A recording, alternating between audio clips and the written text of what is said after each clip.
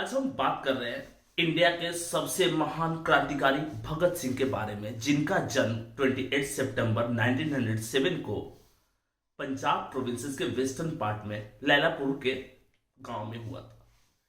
बचपन से क्रांतिकारी आइडियोलॉजी वाले भगत सिंह की डेथ 23 मार्च 1931 को लाहौर के सेंट्रल जेल में हुई थी। इनके बीच की वो कथा क्या थी जिसने भगत सिंह को इतना ज्यादा महान कर दिया? भगत सिंह का वो लाइन जो क्रांतिकारियों के मन में, उनके अंग अंग में एक जोश भर देता था, सरफरोशी की तमन्ना अब हमारे दिल में, देखना है जोर कितना बाजुए कातिल में। शहीद आजम के नाम से फेमस भगत सिंह का जन्म उसी साल हुआ था जिस साल कांग्रेस दो पार्ट में टूटी थी, एक्सट्रीमिस्ट और मॉडर्निस्ट के रूप में।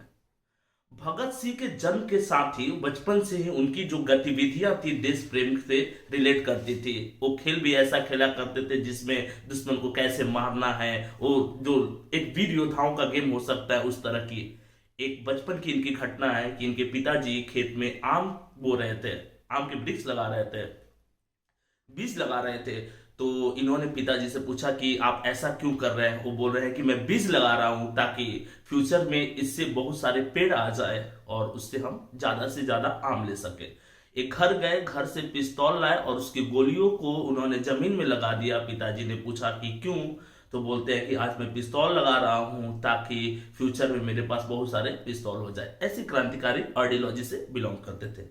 बाद में चल करके 1915 में जब हायर एजुकेशन की बात हुई तो ब्रिटिशर्स कॉलेज और स्कूल में एडमिशन लेने के बजाय डीएवी में एडमिशन लिया।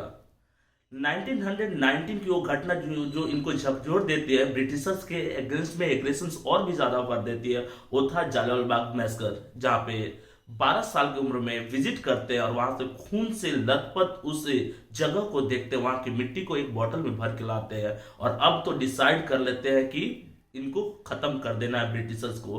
और भी ज्यादा एक्टिव, वो 12 साल 14 साल का एज, उस समय एक्टिवली ब्रिटिशर्स को अपोज करना अपने आप में एक बहुत बड़ी बात थी। गांधी जी के नॉन कॉपरेशन मूवमेंट में वाइडली सपोर्ट करते हैं, बट वो चौरी चौरा इंसिडेंट के बाद भगत सिंह ने सारे एक्सट्रीमिस्ट जो भी थे, हर कोई गांधी जी को अब अपोज करने स्टार्ट कर देता है कि अगर मूवमेंट हमारा पीक पे था तो आउटकम्स भी मिल जाता। काकोरी कांड के बाद जब राम प्रसाद बिस्मिल के साथ साथ और भी 3 लोगों को फांसी दी गई, एक घटना और भी ज्यादा झकझोर देती है। इन्होंने नवयुवक किसान सभा जैसी ऑर्गेनाइजेशन बनाई। एचआरए जब कमजोर पड़ने लगा राम प्रसाद बिस्मिल के डेथ के बाद, जिसको लीड कर रहे थे चंद्रशेखर आजाद, उनके साथ मिल करके इन्होंने अपनी पार्टी का विलय फिरोज शाह में करा दिया और तब जाकर के इसका नाम एचएसआरए हुआ। एक बात और हम लोग को नहीं भूलना चाहिए कि ये सारे एक्सट्रीमिस्ट लोगों का वो सेंटर पॉइंट इनके गुरु थे लाला लाजपत राय।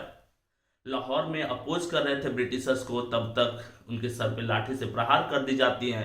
3 दिन में उनकी डेथ हो जाती है और उन्होंने हॉस्पिटल में एक बड़ा स्टेटमेंट दिया था कि मेरे सर पे की गई लाठी का प्रहार और मेरी मृत्यु ही ब्रिटिशर्स के ताबूत में आखिरी कील होगी। एक क्रांतिकारियों को और भी ज्यादा रेडिकल एक्टिविटी के लिए विवश कर दिया जाता है और तब जिन्होंने मारा था लाला जी को, उसको उसके जगह पे जाकर के उसके पुलिस स्टेशन के पास में गोली मार दी जाती है और उसमें गोली मारने वाले जो 6 के 6 गोली उसके सीने में मारे थे वो भगत सिंह थे, चंद्रशेखर आजाद साथ में थे। लाहौर कॉन्स्पिरेंसी केस जिसमें कोर्ट में जाकर के बॉम्बार्डिंग कर देना ताकि सोए हुए ब्रिटिशर्स को जगाने की इरादा, चाहते तो बच सकते थे, बट वहां पर उन्होंने अपनी जान दे करके सोए हुए भारतीयों के मन में ब्रिटिशर्स के प्रति घृणा को और भी ज्यादा बढ़ाया और भारतीय स्वतंत्रता संग्राम के लिए काफी ज्यादा फाइट किया। तो ऐसे अमूल्य कृति को, ऐसे बहुमूल्य रत्न को हमें नहीं भूलना चाहिए जिन्होंने हंसते हंसते फांसी के फंदे को चूम लिया हमारी आजादी के लिए। आज हम नमन करते हैं ऐसे महान क्रांतिकारी को।